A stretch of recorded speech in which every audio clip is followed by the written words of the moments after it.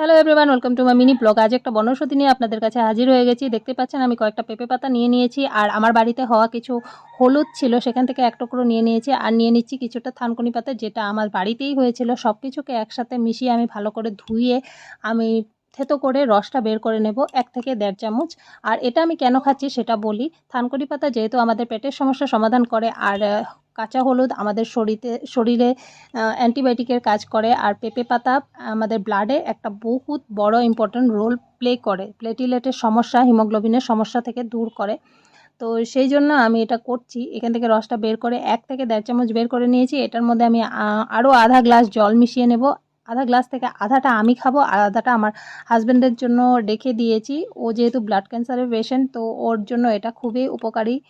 আর আমি কেন খাচ্ছি দেখাই। এই দেখুন, আমার শরীরে প্লেটিলেটের সমস্যা হলে এইরকম ফুসকুড়ি বেরিয়ে আসে, তো সেই জন্য এগুলো খাই। তো আশা করি